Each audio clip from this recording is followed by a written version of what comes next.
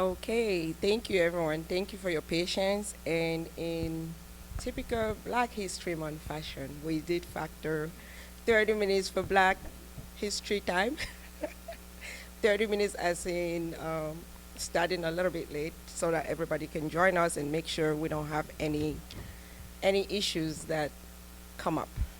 So welcome, welcome. For a start, I would like you, if those who are in the room here, turn around to somebody beside you and just say something in any language, you know. Say welcome, say how are you doing, anything you know, if you know any other language. Okay, I hear a lot of conversation, and while you're doing that, let me help you a little bit with some hola. If you live in America, you should know hola at least. Hopefully, you know bonjour.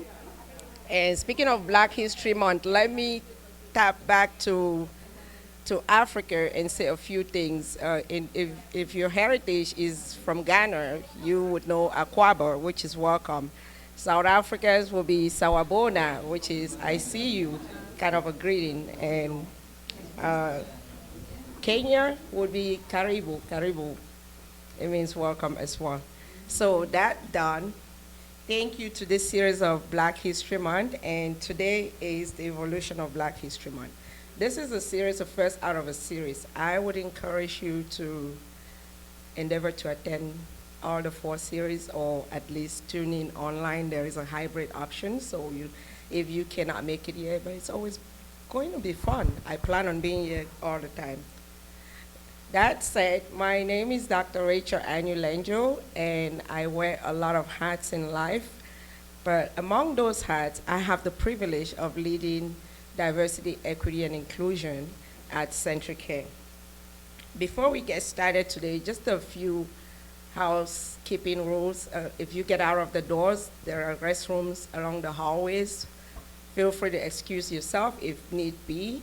And we're gonna have a civil conversation. Black history is usually very uncomfortable, could be. Even for Black people, you feel that cringing. There is nothing wrong with you feeling that cringing within you. That is growth. Growth happens when you are uncomfortable. These are conversations we cannot sweep under the rug. It might make you uncomfortable, stir some anger or some guilt. No, that's not the intention. We have to learn these things, and welcome and thanks for participating in these courageous conversations. So before we get started with our panel and the questions here, I always like to start with some fun facts. Every February, every Black History Month, I learn something new. What did I learn this year, or what did I dig up? Do you know EMT was started by 25 Black men? How many people knew that? Okay, good. I'm not alone. So back in the days, in the 1960s, if you had an injury at home or needed to go to the hospital, the police would come pick you up, or a funeral home van would come pick you up, and there was no medical activities administered. You were just, it was like a taxi. They picked you up, took you to the hospital. And in 1960s, 25 Black men came together at a place in Pittsburgh called Freedom House, and they decided to implement the EMT model. They took 32 weeks, and they covered 300 hours, designed a curriculum that included first aid and some emergency CPR and all that stuff included, and started with 2 vans in that city, in the city of Pittsburgh. They were so effective that the city actually contracted EMT services to them because people preferred them over the funeral vans and the police. That first year, they covered over 6,000 calls, and that was the birth of the EMT model that is still used till today across America. Another fun fact that I looked up, or I looked up a lot of stuff though. Sadie Tyner Alexander, she was the first woman to graduate at University of Pennsylvania with her PhD in economics. Despite all the racism and all the challenges, she made it. And she went on to go to law school and became the first woman also to be inducted in the Bar Association. That's some great achievements. There are so many achievements, including the car seat, light, the street light, the doors of the elevator. We know so many inventions by black people, great black people in the past. So we're gonna change gears to our panel. And I will have our panel say, we have a full bio. If you have a QR code, you can read their full extensive bio. Right now, I'll just have them say something about themselves for a minute or so. And the full bio, you can read it later on, or you can read it right now. Well, good afternoon, good evening, everyone. My name is Deborah Lee. I'm the Vice President for Cultural Fluency, Equity, and Inclusion at St. Cloud Technical and Community College. I've been there for 4 years, but I've lived in the St. Cloud community since 1989, so I'm pushing 35 years here in St. Cloud. Before coming to St. Cloud Technical and Community College, I was a professor of dance and an anti-racism organizer at St. Cloud State University. Good evening, everyone. I'm Tiffany Daniels. I'm the Family Engagement Manager for the United Way of Central Minnesota. I've been there for about 4 months now, but before that, I've have a history in education and teaching in private and charter schools, Christian schools, and most of my education and learning and what I've gathered from comes from that. Teaching and education and administration. Good evening, everyone. My name is Abdi Ibrahim. I am with Cairo as Programs and Development Manager. I've been with Cairo for a while now, 2 years to be precise. But prior to that, I was still engaged with community work, including volunteering for Cairo. And I've also previously worked in healthcare. I've worked with Bridges Minnesota and other organizations. And I've also worked with the St. Cloud Area School District. I am very happy and excited to be with all of you tonight just to discuss the evolution of Black history in the United States. Thank you, thank you. And if you're joining online, if you have any questions, please feel free to drop them in the chat and we will monitor them. And the second part of our program will be Q&A, so we would respond to your questions. And if you're in here, you have a question, please feel free to contact Erica. She has some cards. Yeah, cards are in the back. Just write your question and we will collect those and respond to them later. So let's get started with our first question. What does Black History Month mean to you, and do you believe Black History Month is still relevant or necessary? I'll start, and please feel free to continue. Everything that you see sitting before you when you look at me is a result of the Black history in my life. From my being a vice president, from my being a dance teacher, from my being a driving teacher, from my education, my history, in my family, my ancestors and who they were, the politics that have been shaped in my life, the politics in my life that has also shaped my life. That's what I'm trying to say. The arts that are in my life that have also shaped my life, as well as the people. So I believe that Black history is absolutely necessary. I believe taking the time out every year to sit down with family and friends and community and talk about our history is very important. And I believe that our history is what brings us to our present, and from here we shape the future for those who are yet to come. And there can be nothing more important than that. I agree. So for me, I feel that Black History Month, it fosters identity, a sense of identity and resilience in our community. It's empowering. It causes us to come together collectively. It also causes more of resilience and inspires our community. Gives us an opportunity to understand where we're from and where we're going. Our children need to know where they come from and where they're going, not just in what they see in us, but what they see in overcoming the things that we've overcome as a people. It was created to focus attention on African Americans and their contributions to the country.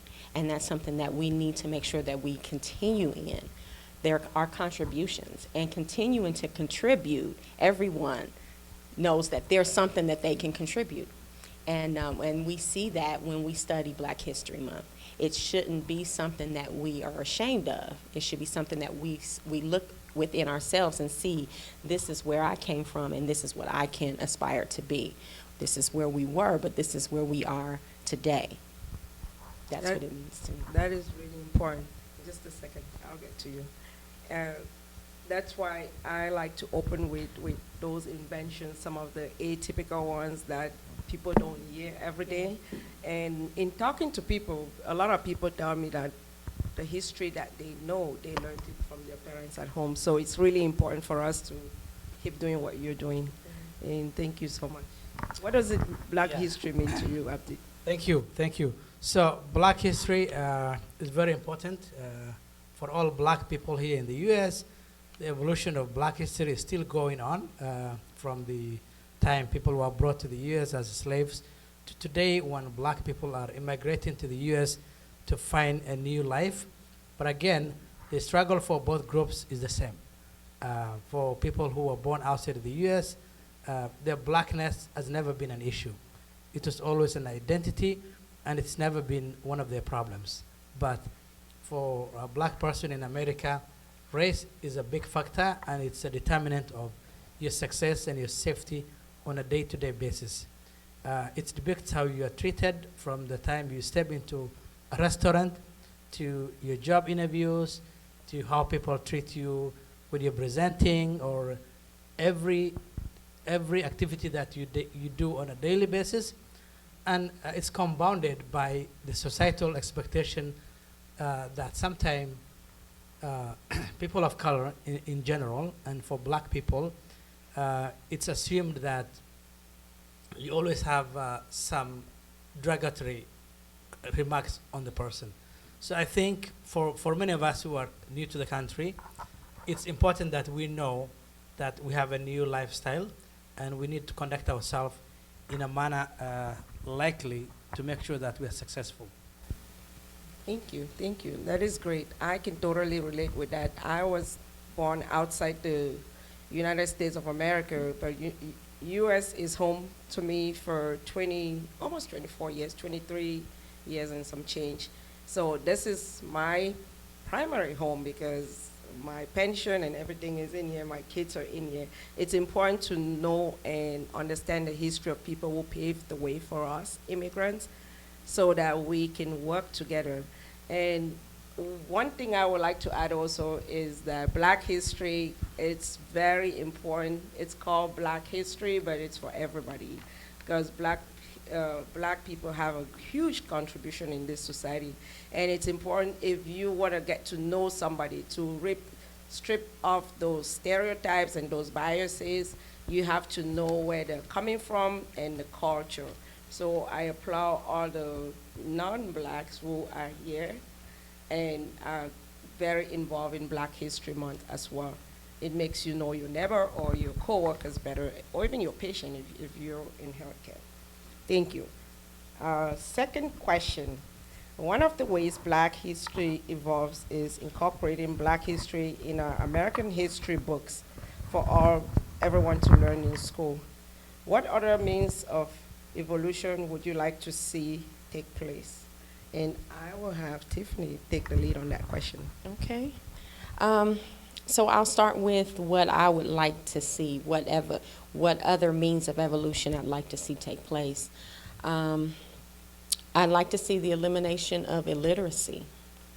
That's something that I feel like is something that we still need to overcome, and we don't realize it. Us in this room, maybe we can read, but 30%, less than 30% of third graders of color are proficient in reading on the MCAs. The Minnesota statewide assessment, that data continues to show that there's opportunity for impact in that area, specifically in Black, African American, and Somali American communities.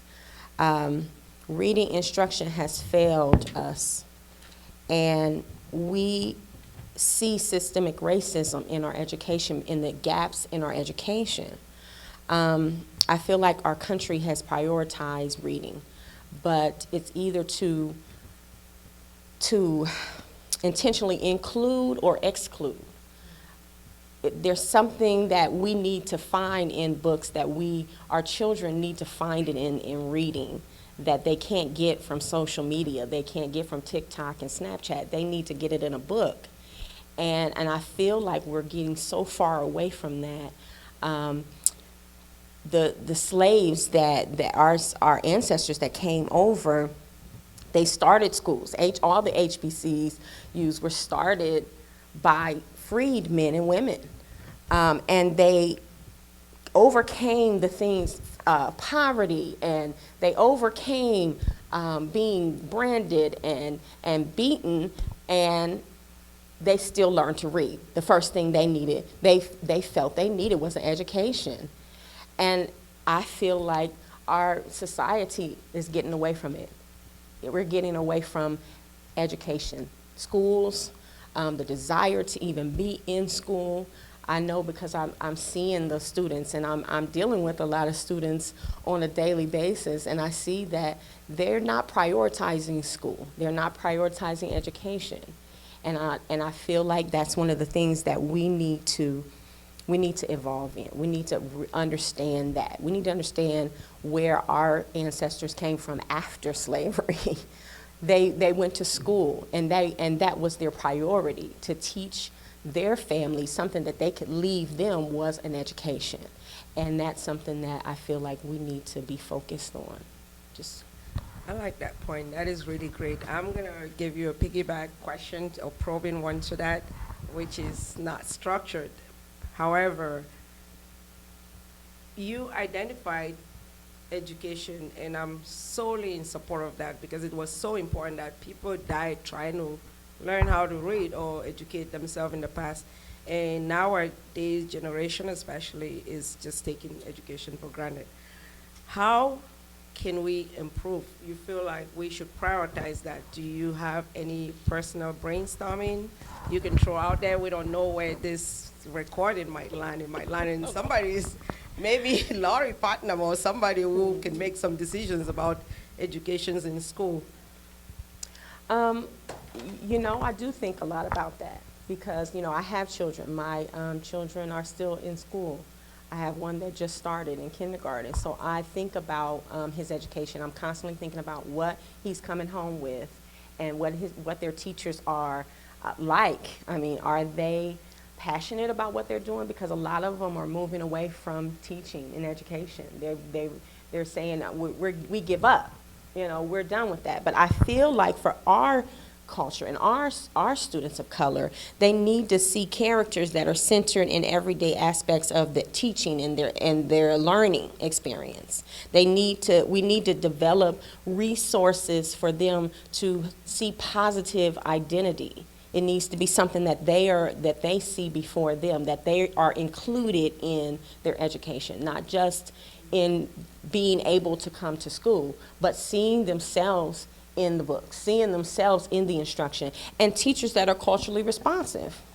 Teachers that are able to eliminate barriers to our students' education. They can see that.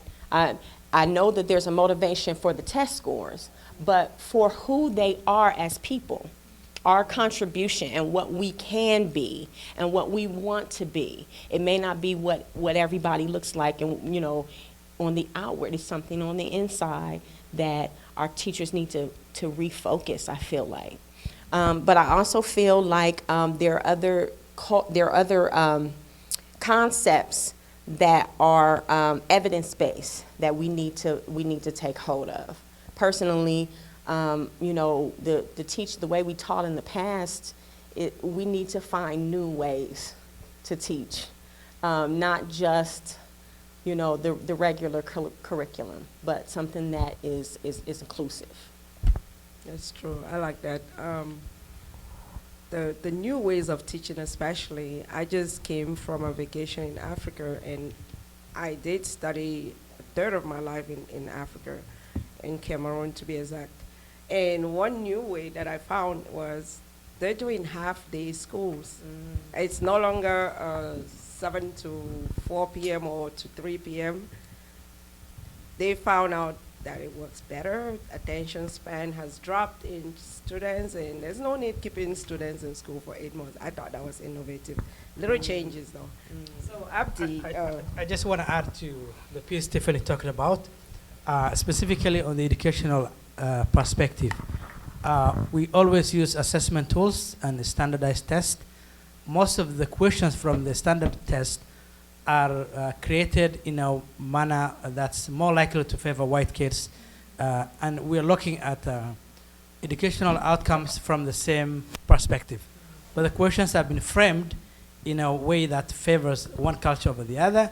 And the fact that our curriculum is designed in one monoculture. And our students are expected to learn and be respectful in an environment where they don't feel included.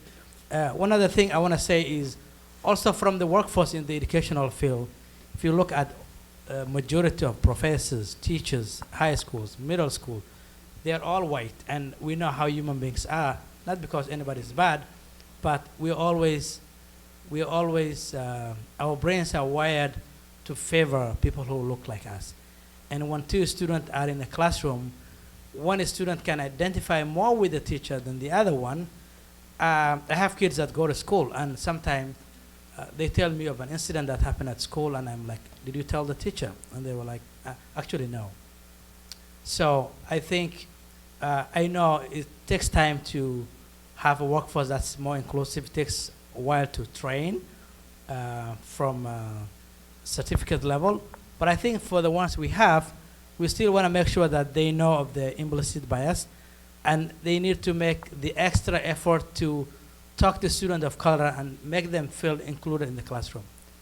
And do anything, any step they can take to feel the student that they are welcome. Because majority of them don't feel welcome.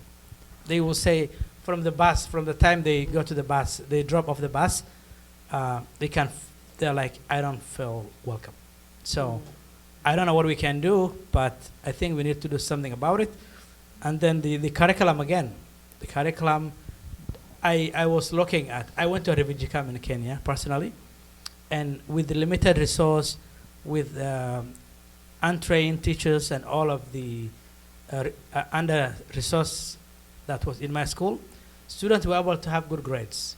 It's because the exam was coming from a culture that they know. It's because teachers look like them. It's because they felt more included. And now we have the same student resettling from a refugee camp to a developed country like the US and still having an achievement outcome that's way lower than the average outcome. So we need to look at what's going wrong. And I think in Minnesota we can do better. Yeah, thank you. I like that. I just want to say, too, that there is something that all of us can do when it comes to ending illiteracy. Take a child in your lap, your own child, your grandchildren, your nieces, your nephews, sisters and brothers. Read to them 10 minutes, 15 minutes every day. Every day. Let me say that one more time. Every single day. Take the time to read to a child. I am so thrilled by places like Target that are selling books in St. Cloud. that are multicultural stories and children's books. I'm so thrilled to walk into Walmart and find those books there. I'm so thrilled to go into the bookstores here and find those books there in abundance. When I moved here in 1989, that wasn't happening. I had to go out of the state almost to find the books that I needed for my child. And so I am thrilled. Make a TikTok with your kid reading a book. I mean, if you want to do something for social media that'll really promote literacy, let's start really talking about and showing our kids being successful reading. And I think it'll do a lot for our whole community. Thank you. You bring up a good point. I'm thrilled over little stuff. What little stuff? Getting into Target and seeing a person of color mannequin, a black mannequin, a curvy woman mannequin. Not everybody is a size 0, so I know it sounds funny, but that is cultural integration progressing the right way. And it means a lot to me, a black person seeing a black mannequin. When I just moved to the United States, I think I started seeing those like maybe 2 years ago only. So it means a lot. We have a lot of work to do, and let's keep having these tough conversations and moving the right way. So let's move on to the next question. What are some thoughts about new laws? And we just came off talking about education, especially what we can do to preserve Black history in education. So next question is, what are some thoughts about new laws and directives restricting the teaching of Black history in certain states and teachers censoring slavery to sound more like on-the-job training? What are your thoughts about that? Anyone wants to start with that? I don't want to call no particular state, but hopefully we've been all following the news, and I have no problem. He has a big mouth. He wouldn't have a problem calling out. So Florida, for instance. So I'm going to call that out. Everybody knows about that. What are your thoughts? Personally, my thought when I heard that, I was like, what? Can you just flip slavery to be on-the-job training like that? So it's not an answer, but it was more like outrageous reaction to an outrageous thing. Any thoughts? Personally, I don't want to live in a state where I know my daughter would not get and my grandchildren would not get history. The history not only of white people, of indigenous people, of African people, of Latino people, of Asian people, and histories about other countries. To me, that is so critical in our development. As we talk about being global citizens, how can we be global citizens when we don't know who we are? And so, to me, that is critically important. I don't want to live in a state like that. I don't want to contribute any money. I don't want to pay taxes in a state like that. I don't want to be in a state like that, period. Agreed. Agreed. I feel like we need to acknowledge the fact that we are descendants of slavery, and we are still being impacted by it. It's not something that we need to be ashamed of. We need to identify it, understand it, and overcome it. And if you take that away from us, it's actually offensive. It's offensive because we know we have history. You can't erase our history. And children know that we come from somewhere. That's not something that you can just say, well, we're not going to teach you about it, we're not going to talk. We need to talk candidly about it. And we need to have the truth about our history. Not just slavery, but like we said before, our contributions, but we run the risk of these stereotypes and people believing that what they see, when that's not the truth. We know the truth. We know our truth, but we need to be able to tell our children our truth. And I wouldn't want to send my children to a school where someone is not acknowledging their truth. We need to be able to tell our stories, and we need to go back further and tell our ancestors' stories. And we need to feel comfortable. How can we feel comfortable and included in a society where they won't acknowledge our history? It's unacceptable. Thank you, Tiffany. I think Black history is a reality, is the experience of our forefathers, either within the U.S. and outside the U.S. And we all need our identity to be successful. If you don't know who you are, if you don't know your past, you cannot know your future. You don't know where you're headed to. So I think we should have laws in the nation, federal laws that protect the history of the black people, and make sure that that history is being taught in school, because the struggle is real. The struggle is impacting people's life today. It's the accumulation of trauma over so many years, and someone just waking up one morning and saying that we cannot be teaching this kind of stuff in school, I think is discriminatory in a way. We shouldn't welcome people like that. We should inform them that it's not possible. Black people have history. Black people live today. They've lived for so many hundred years in the past, in the US and outside the US. And we need everybody to know that this is the experiences in the past to avoid repeating the same mistake. Because if we don't teach other white people the experience of black people, someone could just say, why don't we try slavery on these black people? Because they have never learned what it means. And we don't want that to be repeated. What we can say is we need books written by black people from an authentic perspective. We do not want our stories to be told by other people or from a third party. And we also need the story of the black immigrant community, because the black immigrant community experience today is the same as the descendant of slaves.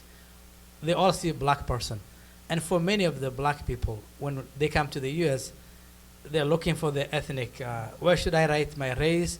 They just want to write Somali or Ethiopian or Kenyan, because that's their exact identity. But when you come to the US, you are pushed into this big lump of black people or African American, and once you are categorized that way, then you share the same treatment as anybody else. And now we need to make sure that we do not have those things repeated, so we can all coexist peacefully. We need to have those histories being clear all over the place, being protected in state laws, and again in serious laws and all over the place. Thank you. That is great. I was smiling because yesterday Deborah and myself were talking about this. I made mention of the fact that I did part of my education in Germany, and in Hitler is like the worst thing that ever happened to Germany, but they don't shy away from that. They made us in high school learn Mein Kampf, which is Hitler's book documenting his thoughts, what he was gonna do to people who are not blue, green eyes. We learned that not as pride, but more of this was terrible and this should never happen. If you sugarcoat slavery being on the job, a vocational thing, we run the risk of people nowadays generation, or even some generation that are sensitive to certain topics, feeling like, you see, it wasn't that bad. You learned skills that you're using today, and that could repeat itself. So thank you for bringing that up. I just want to add one more thing. So remember how we have the Holocaust, being protected all over the place to ensure it doesn't happen? We want the black people's history to be as well protected. And we shouldn't shy away from calling that out, in as much as other races too are proud and brave about calling for what they need. We should also call for what we need. And that means protecting the black history, and that's been enshrined in the Constitution. I couldn't agree with you more. And organizing, being really intentional about that. It's not somebody else's job to do that. It's my job. It's all of our jobs to do that. And we have to remain vigilant, or we stand the risk of losing. Thank you. So we're lucky or blessed to live in Minnesota compared to some of the states that are banning African American history or slavery being taught in schools. We do have a a democratic governor and a really progressive school system that, although it's not the best curriculum, but our children can still learn that. How can we make sure that we don't get there? Because momentum is picking up. It started with one state. I believe there's more states that have joined that. How do we as a community, let's speak to St. Cloud or central Minnesota as a community, ensure that stuff like that, I'm glad I did not say the real word that I was going to say, stuff like that doesn't make it to central Minnesota. I feel like we need to partner with our schools. Our Black, Africans, Somalian families, we need to partner with our schools.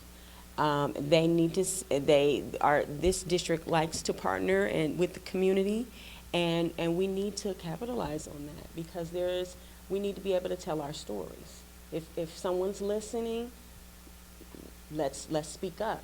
This is what we contribute. We need to help each other because we know and understand our struggles. Give us the opportunity to tell our story and see what we contribute. And I feel like we do that. We are good at, we're getting better at that. We're evolving with that. But I feel like we need to continue and do more of that. That's true. Thank you. It actually takes a village, indeed. Literally and concept, everything, it takes a village. Yeah, I wanted to say that when I say organize, we have to organize. We have to be aware of the political movements that are going on in our community and in our state. We have to have a voice at the state legislature. We have to be present. We have to show up in numbers. And we have to let people know that these are issues that are very, very important to us and for us. And not just us as a community, but for all of us, for the whole of the state. That takes a lot of energy. It takes a lot of effort, but it will be worth it if we continue to gain the experiences for our children that will lead to them knowing and learning about their histories. Thank you. I think I would also say that we would need to have a Pan-African house, like local here in St. Cloud, where we can all unite and start a grassroots movement to address issues that are of concern to our community, our Black community in particular. Because if we don't voice our concern, if we don't unite our power, we need to be organized and where we are able to hold our leaders accountable, whether they are appointed, whether they are elected. That means holding the police chief in St. Cloud, for example, having a community discussion, making sure that things are going well for all of us, having community discussion with other leaders, whether they are the university leaders or college leaders, and making sure that our voices are very clear and our community values are respected and incorporated into the day-to-day operations of institutions that serve all of us. Thank you. On that note, I would like to make a comment. We're talking about Black history, Black children, and all that. We need willing and active allies. So when we go back in history, we have come far from the days of slavery. How did we do that? It was not only the civil rights, it was not only MLK or Rosa Parks mobilizing. We had people who were not Black who joined the movements. There were Jews in there, there were Caucasians in there. Anthony Benezet in the 1770s, he was a French-born American, and he was so powerful in his anti-racism work that he opened up when Black kids could not go to school or Black people could not go to school, he opened up the first public Black school. First public Black school. He was a white person. So the struggle has always needed willing participants and active participants, not just ally. Being an ally is a word that I really don't fancy too much because it's more like a sympathizer. Some people look at it like, oh yeah, I hate what they're doing to you. Okay, do something about it. Help me do something about it. I want those type of people. friends or allies were like, okay, how can I help? What should we do? Bring up some ideas.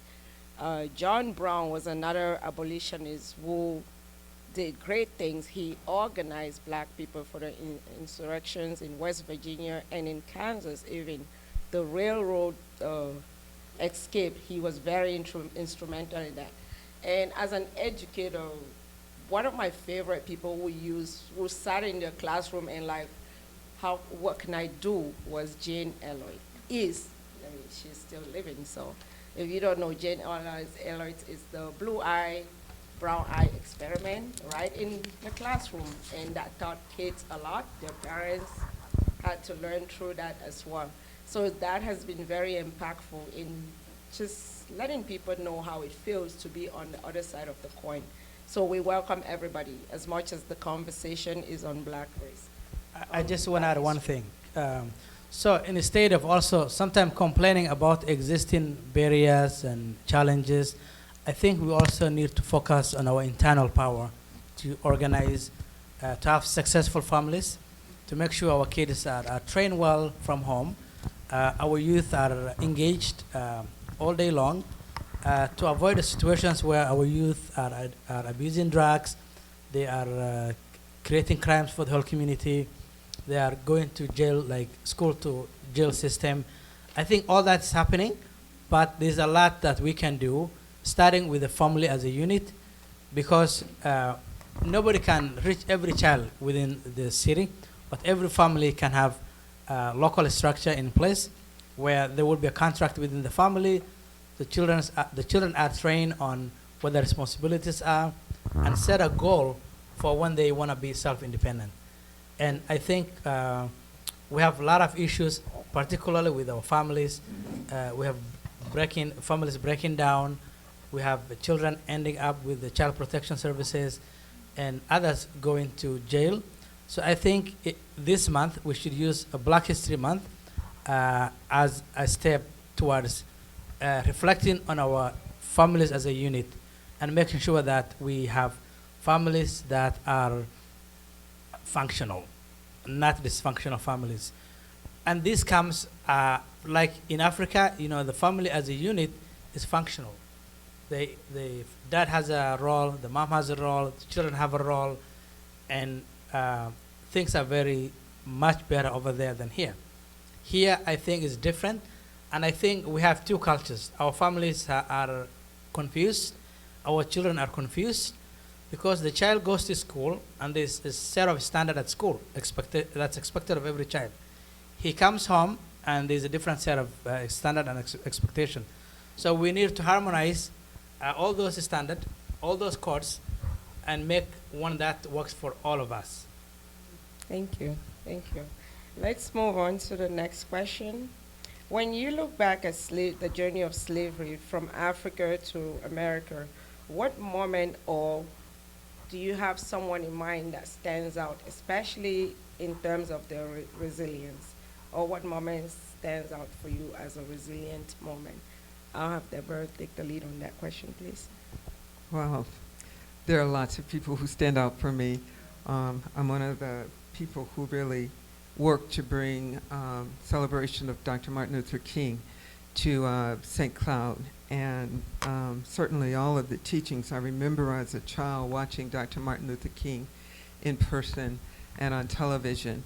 I remember the marches. I remember how important it was in our community for the civil rights laws to change. And I remember what it felt like when they did change. And so the impact of Martin Luther King, but at the same time, and in that same era was Malcolm X, and often he's not talked about quite as much. But Malcolm X was the person who said, by any means necessary, and I took the time to just write down that whole statement. He said, we declare our rights on this earth to be a man, and I would add to that, and a woman, to be a human being, to be respected as a human being, to be given the rights as human beings in this society, on this earth, in this day, which we intend to bring into existence by any means necessary. And to be human, as a human being and respected as such by any means necessary, yes, I agree with that. He stood for justice more than anything else, and he believed in defending his community against violence. People want to paint him as being violent, but he was about defending the community against violence. And when they showed up with their guns and they were all carrying them, they would let you know they were there to protect their community. One of his influencers was Marcus Garvey. Ooh. Marcus Garvey taught Malcolm X that he should never fear, he should not be intimidated, and that as a black man he had to stand with courage. And that's one of the things that Malcolm X also taught black men, was that you have to stand up. First of all, you have to stand up, and you need to learn to think for yourself. The X in Malcolm X's name meant that he was no longer a smoker, a drinker, or practiced adultery or fornication.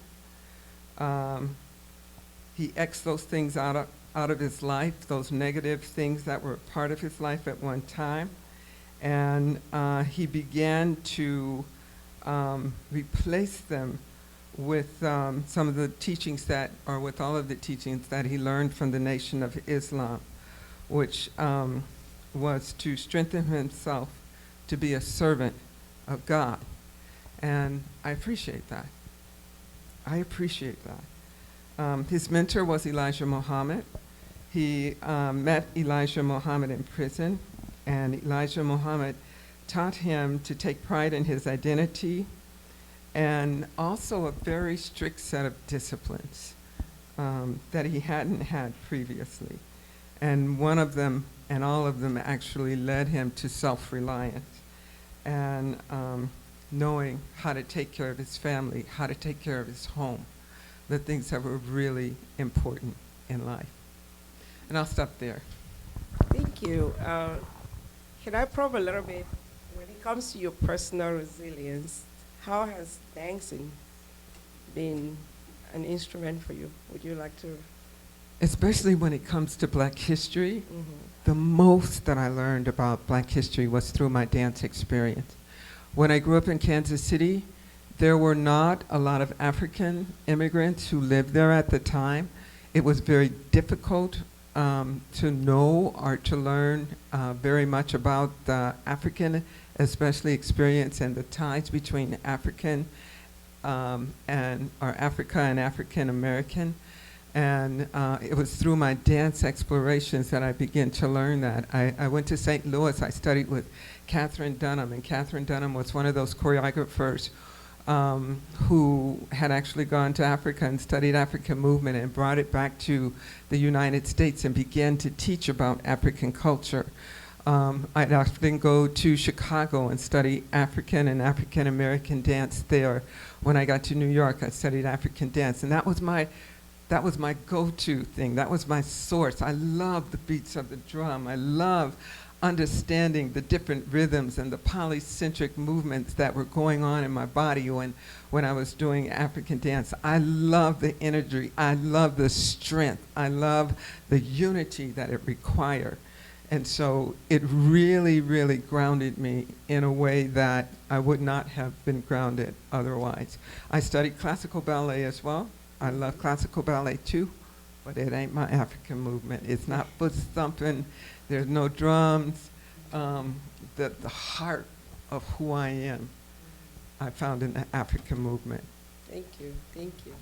So looking back at the slavery journey, what moments of resilience or what person comes to your mind? The person that comes to my mind is Ida B. Wells. She was born into slavery. Her family became free, and her father was on the board of Rusk College, and her mother attended school with her 8 children until she could read. She was educated in that college. Ida B. Wells was, and she was teaching at 14. She taught the families that would come to her house and that her father was on the board for the college. And then when both of her parents died when she was 16, she fought to keep her family together. And she found work as a teacher and took care of her family along with her grandmother, and she was just very resilient.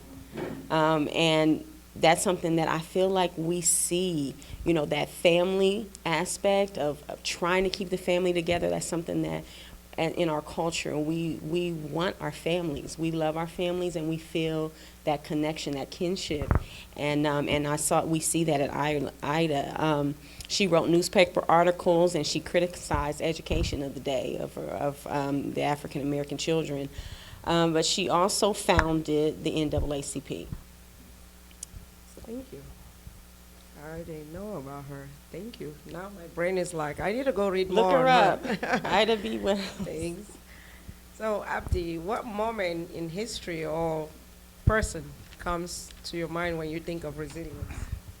I think I would say collectively, all the folks who lived at the time of the slavery had resilience, all of them.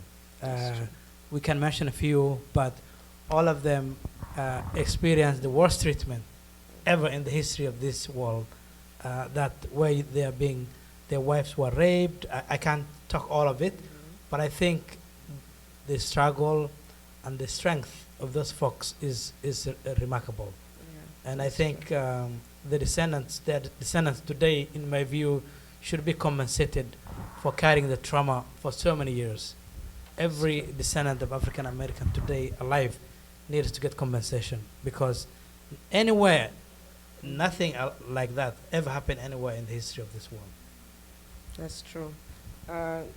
Unfortunately, the people will be like, that was a long time ago. Why don't you just move on? Why compensate? So folks will say that, quick 1 or 2 minutes comment. What do you say to somebody who says, slavery was a long time ago, move on, let it go? We're still being impacted by it today.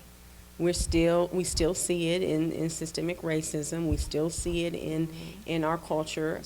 Just the structures and constructs that we live in today came from slavery, from us being brought over here. It's not something that we ignore. We know this, and we live with it every day. And there's no reason why we should have to ignore it to make other people feel comfortable. It's our history. It's what our struggle. It's something that we should also feel proud of, because we still overcome. And like you said, this is something that's in every one of us that overcame. We were the overcomers. If we are here, our ancestors made it. So we need to acknowledge that and understand that, as opposed to where we sometimes feel like we've been held down. Our ancestors didn't feel that way. They didn't hold on to that. They moved forward, and we can see it in our society and how we live and what we are able to enjoy in our rights today. Thank you. I think we need closure. For those who say slavery happened 400 years ago or so many hundred years ago, we've never had a closure. So for the descendant of slaves, I think they need to have a closure. They're carrying the trauma for so many generations. So we can see today, if you look at mental health, if you look at addiction, if you look at so many factors and compare it against other communities, it's likely more. And that's because of the carried transferred trauma over so many years. We need to have a discussion, and we need to have a closure. If you killed my dad, you killed my grandfather, at one time you need to compensate me. Otherwise, I'm never going to have a closure. So I think if we are genuine about compensating the descendant of slavery, we need to have an open discussion where they can come and share their experiences, and they need to be compensated, because today, if you look at the economy, how many white people are homeowners, how many black people are homeowners, how many white people are college graduates. If you look at every economic index, it's different. You cannot tell me that white people are like more intelligent than black people. I wouldn't take that for an answer. I was talking about the academic scores, the standardized test. The standardized tests are skewed in favor of white kids. If you give me a test score of Minnesota statewide, and you're telling me that the white kids, this is the average score, let me make the test, and I'll give it to white kids. Let's see how they fare. If you want to take that challenge, I'm willing to make a test that is built on the African culture. I'll ask questions that favor the African kid, and let's see how they fare. So I think we need to have an open discussion this month. February, Black History Month, is a moment where we can reflect. We are able to see discrimination in the workplace for black people. We are able to see discrimination in every aspect of life. It's going unchecked. We're talking of allies. Some of them are like, I would like to help, but they do not want to be on that. There are two boxes here. The box is being discriminated against. This box is doing the discrimination. If you are in the box that's doing the discrimination, you don't want to end up in the next box. Even as an ally, there's a cost to that. So I think we need to have an open discussion and see how all of us can coexist. Because if we treat each other as partners, we would be able to live more harmoniously than if I am like feeling you are mistreating me, I am not respecting you as well. Because if I don't see That's your... true. Yeah. That's true. Yep. Thank you. You have a quick comment? Yeah, just a quick comment. I'll never forget being in a conference one time, national conference, and a young black woman stood up, and we were talking about identity, and how do you call yourself? And a young black woman stood up and she said, I don't call myself African American. I have no connection to Africa. I was born here in America. I'm American. Yeah, and that's as far as she could go. And I remember my head just dropping and my thinking, we failed. We failed. Our young people don't know That's true. about their African connections. She's in college, and she doesn't know. She doesn't feel it. She doesn't see it. She doesn't acknowledge it. And it really broke my heart. And so when I do the work that I do and the teaching that I do, it's so, and that's why this is so very important. Yeah. We have to acknowledge who we are, where we came from, and we have to know. We have to know. Yeah, thank you. And speaking about resilience, let me throw out a fact. So if you ask anyone who's been digging or been intrigued by history, they would tell you that slavery started in 1619. And that's kind of correct, but not absolutely correct. The first attempt for slavery in the land that became known as America, this country, happened in 1526. 40 slaves were brought by the Spanish people to the land that is currently our nation, and they burned down the slave owners' houses and farms and escaped to the indigenous people. They were never captured. So when you hear people say not every black person in America came as a slave, it is true, because there were people who escaped and got protected, mingled among the indigenous people, always welcoming people, and we always have to thank the indigenous people for their hospitality, although it wasn't reciprocated, let me just put it that way. So it's a fun fact to know. So actual slavery happened almost 90 years after. Do we have questions on Teams? What about in the hall? Any questions? I just kind of wanted to say something. I think one factor that we all live here, so when someone says it was 400 years ago, your ancestors were paid. They were paid for their slaves. The government made a way to pay them then. you can make a way to pay now for reparations. I think so many people don't really know that factor, but they were afraid of, you know, all of this uprising, and we're at that point now. Thank you. So when someone says like, you know, like that was 400 years ago, yeah, because you guys were squared away, your ancestors were squared away and given something for human flesh. And so there is a need for a reparation.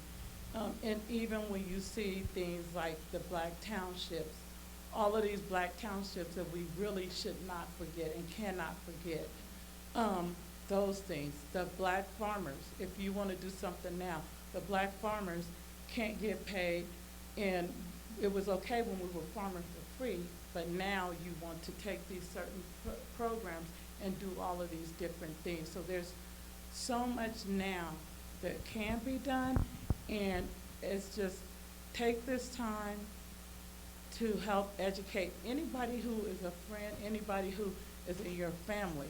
Help That's to true. educate them, because that's part of the Mhm. problem. People can't make informed decisions because they don't know Thank what you. happened. That's true. That's true.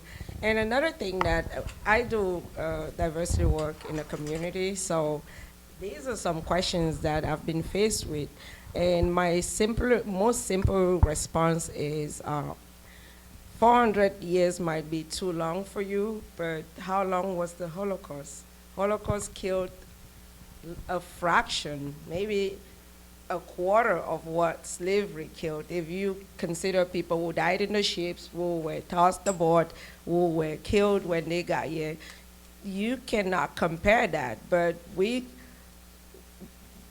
keep reminding the whole world, rightfully, of the Holocaust so that it should not happen. The horrors of slavery warrant it to be a lifetime reminder and a lifetime learning. Again, I see a lot of pride in it. I've never looked at slavery as something that anyone should be ashamed of. It's a resilience story. It should have never happened, but it did happen. So it's not something that should be swept under the rug. So thank you. Just some quick comments here. Actually, I have a question in here. Since we don't have a question, I have room for a question. Another question that I hear in the community sometimes is Africans did nothing to free the slaves that were taken in here. What are your thoughts on that? And I do have a response for that also. Any comments on that before I share some thoughts here? Or let me go ahead and say my thoughts, why you think, if you want to piggyback off those thoughts. So it's sad that a lot of black history has been suppressed, and things like, if you study black history, American black history, right, African American history, outside the United States, you learn a lot of these things. In the US, it's not taught. There was uproar in Africa. There are leaders.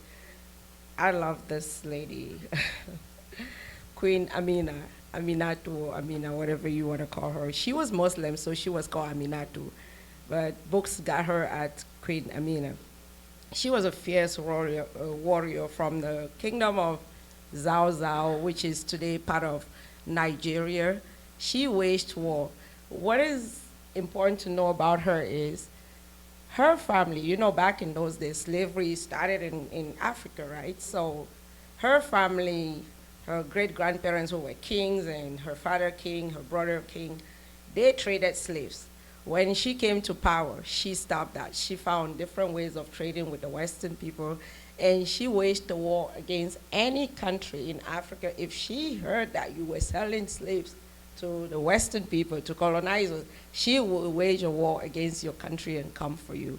That's just one fierce leader. Maybe March is Women's Month, so I'm just throwing the name of a woman. But on the other hand, there were great leaders, and if you have a passion for reading like I do, and you're just curious, read about Jomo Kenyatta from Kenya.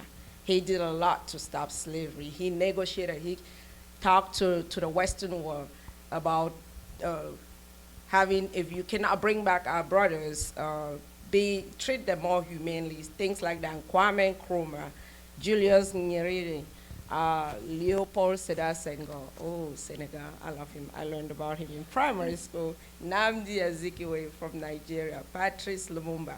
And the sad thing is, all these people are alleged to have been killed by the West, by colonizers, because they did not want to stop slavery.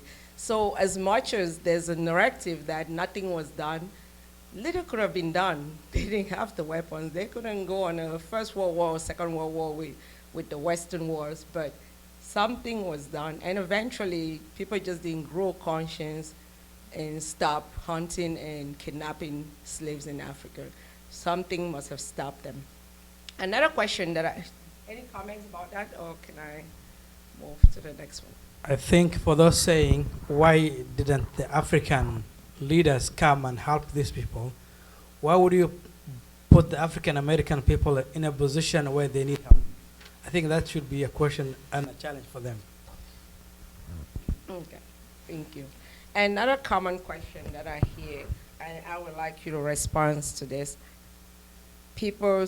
Not too many people, but I've heard this, say white supremacy is same as NAACP. And I was like, what? I've heard it multiple times, at least 3 times. What would you say to that? White supremacy, like the KKK is AKA NAACP for black people. So my response is usually NAACP is fighting for equal rights, for justice. We're trying to meet you there. And there's another group that's fighting to stay supreme, to stay whatever superior or AN race or whatever it is. So it's, what I get in conversations like that, it's how people think about it. So what would you say if you were faced with somebody who compares NAACP and KKK, or one of the, I don't know. There is no comparison. The NAACP never did any lynchings. The NAACP has fought for rights and justice of all people, not just black people, but all people. I have not known the KKK to do that. I say that, again, that's one of the reasons why our history is so important. And I would encourage them to read more about both groups and to learn more about both groups, because there's lots written on both groups. You don't have to be ignorant. Thank you. I think they're not the same. They are not of the same mission. One is trying to fight for the rights of people who are oppressed, while the other one is trying to create privileges for people that sometimes they don't deserve. Everyone needs to work hard for every right, and everyone needs to have equal right. So if you are fighting to keep people up here, you're trying to, I don't know what you're trying to do, because these people have rights. They are in charge of many institutions. Nobody's taking away their rights. Every other person is just saying, let's have equal rights. And that's not a problem.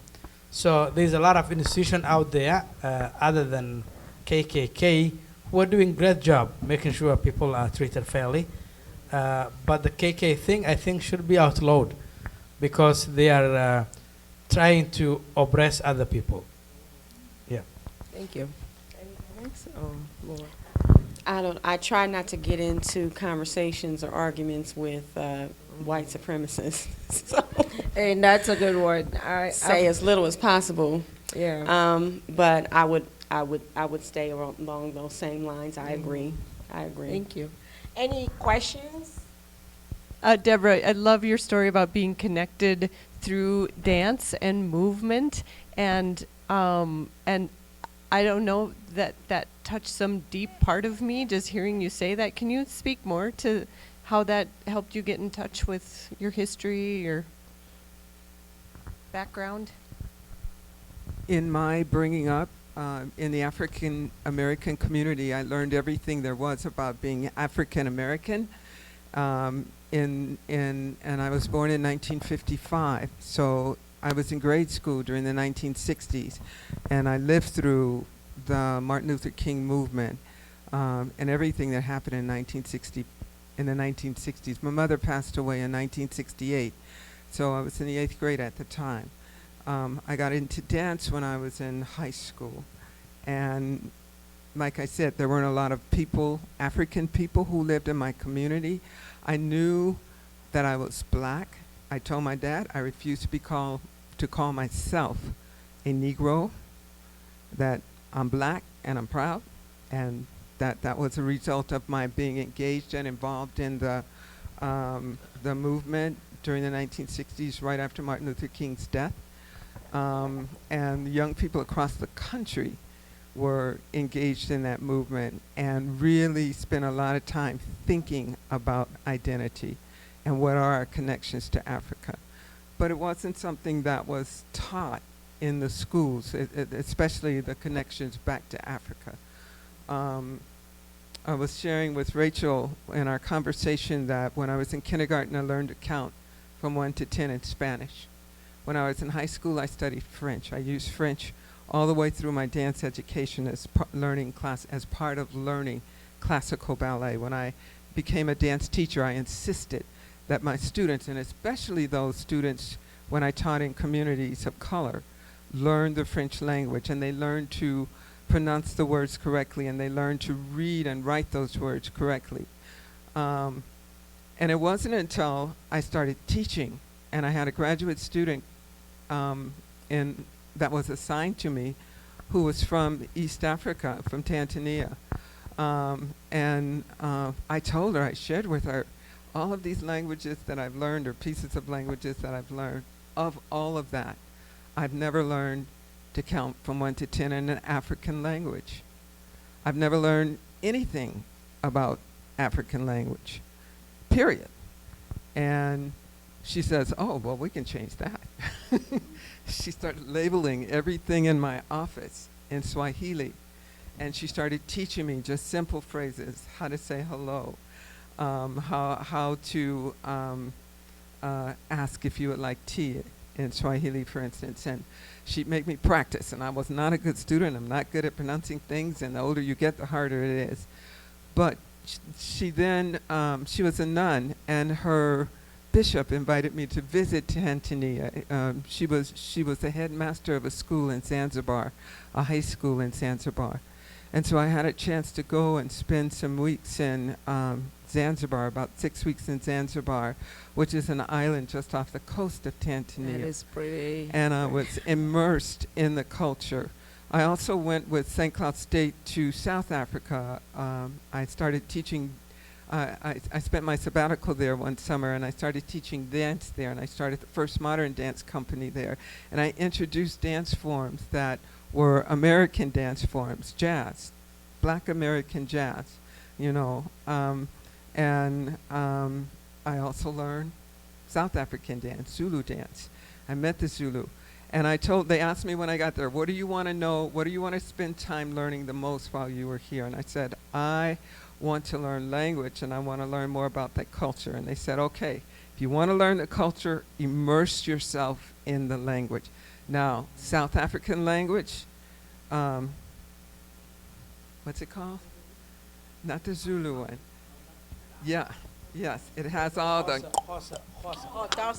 Xhosa language has clicks in it.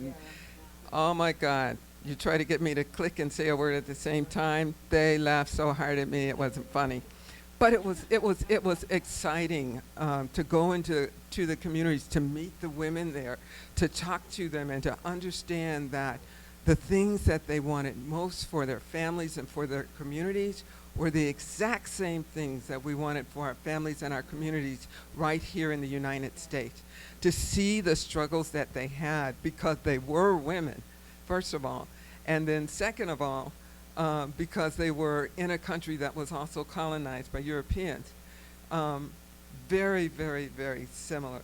And so learning those connections for me were critical. And another thing I was saying to Rachel, and I say this as often as I can, for Africans and African Americans to learn more about each other, we are going to have to take the responsibility for teaching each other those things. I'm so grateful for Sister Crispina for all that she taught me. She went back to Africa. She's now a provost at a university after graduating from St. Cloud State and getting her PhD in Canada. And people think that she grew up in America because when she was here, I made sure that she had access to the African American community, not just the white community in St. Cloud. I took her home to Kansas City. I took her to Chicago. I took her to Florida. I took her to California. Everywhere I went, she went. And I made sure that she understood what it meant to be African American in the United States. And when I was invited to go to Zanzibar, that's exactly what she taught me. She said to me, Deborah, that lady over there just said hello to you. You are being so rude. You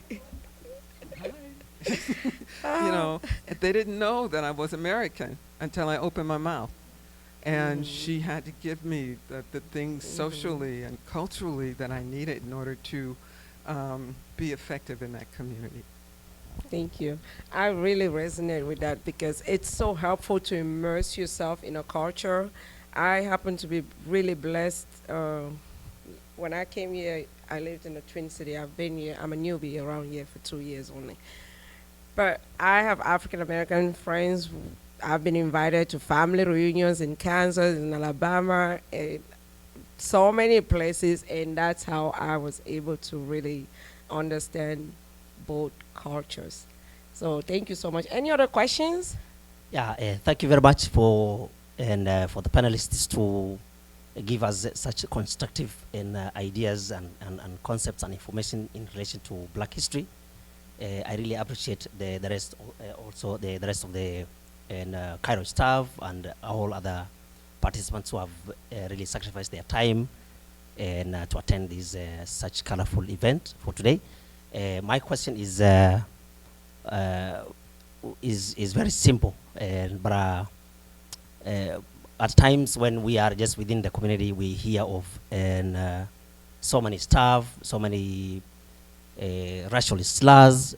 For example, the N-word is also particularly very common within Black community.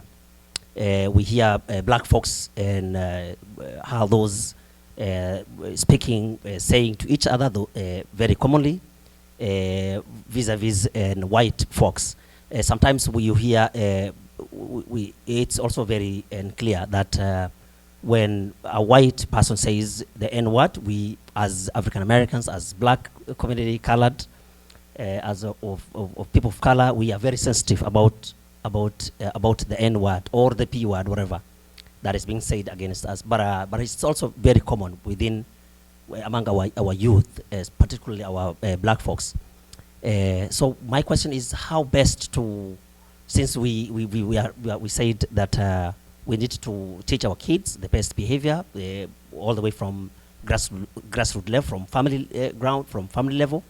So my question is how best to are we in a position to address those kind of issues, particularly so that because we need to do by ourselves what we want us to how things we want us things to be done for us. Thank you. Thanks. Great question.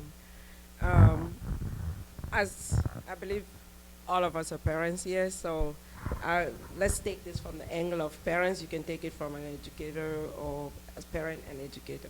As a parent, I quickly realized what your question is about. And in my house, there was a rule not to use those words. It doesn't matter if, I remember having a conversation with my daughter. My daughter is a little bit hard-headed. I wonder where she gets it from, right? And she's like, but Mom, we're just taking power back. I'm like, it's not a good word. You don't need to take power. You need to let it go, and I don't want to hear it. That's what I could do from home. And I do realize that there's a lot of cursing going on in high schools. There's a lot of, they call each other that. And I don't have control over that, but I had a conversation with my kids so they understand the meaning of the word. It doesn't matter if you're using it black on black among your friends and it's cool, like the rappers have made it to be cool. But in my house, it was a no-no word. There's certain words you cannot say the B word in my house. There's a lot of words that are no-no in the house. At least they know that there is that standard. What would you say to that? In higher education, we don't censor language. We teach people to do your research. Why do you use the word? And understand why you use the word. And in my house, like in her house, we don't use that language. I remember being in South Africa, and I was teaching, my daughter and I were teaching dances, and they were social dances to the children's dance company that we had met on the beach in South Africa. They performed on the beach. So all of these kids were performers. They performed probably more than we did. The college students were performing. And, you know, two young boys, one's got his arm around his buddy's shoulders, you know, and he says, well, my nigga, what do you think about it? And I go, what did you just say? You know, they didn't speak a lot of English, but that they understood. And my daughter and I looked at each other, and I said, I want to have a conversation with you all right now about the use of that word. We don't use that word. We don't use that word. There are such negative connotations, and it can be so hurtful that we simply do not use it. And I would appreciate it if you never use it again as well, especially when you're talking to me or my daughter. And they were very respectful. No one had told them that. So I think we have to do a little insisting every now and then, especially in the circles that we do have power and influence. We have to use it. It's about a conversation, like they said. We need to have those conversations, but it starts at home. It starts with our families. It's not something that my family will say, around me. But if they get into certain circles with their friends, and someone hears them say that, they can have a conversation with them as well. It takes a village. It's a derogatory aspect of our history. And that's why we need to teach our children about history, our culture, our Black history, so that they understand that this is not something that we want to continue. But like I said, it's a conversation that we have with our children, with our families, and with the people that we're connected to, so that they understand that it's not acceptable. And I believe they'll catch on. It'll catch on eventually. It's at least with the family, the kids that are in my purview. I think I've also seen that word being used by the youth one against the other. I think for some, they do not understand the magnitude of what that N-word means. They're just trying to be cool. I think we need to educate them on the intensity and the magnitude of the word. And I think it's hypocritical for us to expect other people not to use it, but again, use it. So if we are serious about being proactive, fighting for our rights, expecting others to treat us well, it starts with Black people treating themselves fairly. I think we can use February, Black History Month, as a momentum for us to have a new resolution where not only those N-word, but any other social vice within the community that's going to impact our progress as a community. We need to make a resolution every year, February, and make sure that our community is resilient, our community works hard. We make sure our youth, our young children are successful at school through learning, being literate, excelling in all subjects, and making sure that we are self-advocating for each other and for ourselves. Using it amongst ourselves as a coping mechanism to kind of calm things, but it doesn't give any other person leeway to use it. So I don't want that to be a thing like, oh, because we use it, someone else could use it. You could talk about your sister, but if someone else talks about it, it's a problem, right? So it's the same thing. It's the same thing. It's a experience that not anyone else has shared. So when you're trying to say, oh, I hear it in music or all of this other stuff, that's a no, ma'am, or sir. I just want to say for some language there are consequences. And so you have to also be aware of that. It's like you think about, like, you look at what every kid listens to, pretty much. There is no way around that. I take horrible offense when these girls are just calling each other the B word, just like, oh, but they do it, and that is a cross-culture thing. You see all the women on TV doing that, on these different shows. And the age group doesn't matter, too. Yeah. You know, so it's like we have to we have to go to war on these things, but it can't be something done just in February. Yes, This has to be yes. a year-round thing. But also you have to realize you're Very asking true. people who hasn't addressed the trauma. Mental health and these traumas are something big. You're asking them to stop something when they don't even really realize things about themselves. So I think we have to look at that because you know how they say these rappers use it out of pain. You know, like first you had like NWA who was doing that. Well, I've seen the streets of Compton, and I've been there, and I know the magnitude of what happens in that point in Black history, where you had so many. I was a senior in '89. There was like a lot of the guys who was supposed to be in this class getting taken off, and they're going to prison. They're not going to, the CYA. They're going to prison. So we have to look at it on the whole. It's not going to go away. But if we first start addressing dysfunctionality in mental health and trauma being one of the first ones, I think then when you value yourself, you don't have to go. Nobody's not going to call me the N-word, but Yeah. you have to. That takes getting to a point, and they're not going That's to get true. that in school because I know when I was getting taught history in school, I didn't feel good about myself. I knew then that something was wrong. Yeah. You know, That's true. and so we have to think about that. Thank you. Yeah, that's why I mentioned at the beginning that even as a Black person, Black history will make you cringe because you feel that anger internally. In my opinion about that question, the end question, as parents, you can decide how you want to raise your kids. To me, I'm a fan of educate your children, have a conversation with them at home. And in my opinion, yes, it is, I understand it is a coping mechanism. If somebody else is going to insult me, the N-word, I might as well joke with it with my fellow Black people, and it will lessen that pain. In my opinion, again, nobody who is not Black should be using that word. I do not want anybody getting jumped anywhere, I would jump you if you use it, so please don't.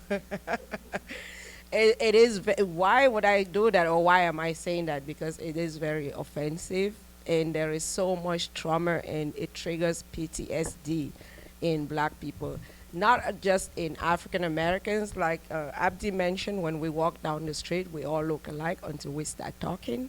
I've been called that word, and it hurts me the same way. And it probably hurts me a little bit less than it will hurt you, but it still really hurts. And I go on all the defensive because I know it was not intended as a compliment and that stuff. That said, thank you so much. We're right on time. I don't want to challenge you, but at the same time, I do think it's a word that needs to get out of our vocabulary. I feel like during growing up, high school, college, I was that person you're not calling me that. I don't care if you're Black. I don't care if you're Black. You're not calling me that word because I have respect for myself, and it's it's for me, it's just a word that I think we do need to get out of vocabulary, and it's just not something I'm gonna accept. And I don't care if I look not cool. I don't care, because at the end of the day, I have only control of myself, and I'm gonna take what I approve and don't approve. And it's just, that's one word that I don't care if you're white, black. I don't care what you look like. Don't call me that word. You don't have the right. Thank you so much. So let's conclude here. If you're from Minnesota or from the Midwest and you're like, you hear all these horrors of Black History Month, and part of you, that 1% of you, is like, well, that never happened in Minnesota. A lot of horror happened in Minnesota as well. If you go across the United States, most states are, I haven't read every history, so let me use the word most. Most states have the horrors of slavery. Let's talk about Minnesota. Have you heard of the name Elmer Clayton, Isaac McGee, Elmer Jackson, the Duluth thing? It happened right here in Minnesota. In 1920, the John Robinson Circus came to Duluth, and at the circus, African American men especially were employed to be laborers at the circus. And one 19-year-old lady and her friend, 18-year-old, maybe boyfriend, it doesn't precise if it was boyfriend, but her companion, were visiting the circus, and they decided to say that they were held at gunpoint by 3 black men, and the lady was sexually assaulted. Despite medical exam showing that there was no sexual assault, all the black people who were working there, over 100, were lined up for identification, resulted in people being arrested. I believe like 6 people were arrested, and later on the Duluth Commissioner of Public Safety caved into pressure and let a mob of 5,000 white people into the prison. They pulled out 3 black people and lynched them for a crime that was never medically proven. There was no proof that that crime ever happened. 37 people were charged for the lynching, but nobody was indicted. Those are the horrors that happen right here in Minnesota. Why do I bring that up? Don't brush away this conversation like, no, Minnesota is immune. No, we have our own issues, and we should be mindful of it and continue to work towards a better Minnesota before we even branch out to a better USA. Thank you, everyone. And if you have any questions, submit your questions through Erica, and I will email it to the panel who will try to help assist you in answering those questions. Thanks, everyone. Have a good rest of your day.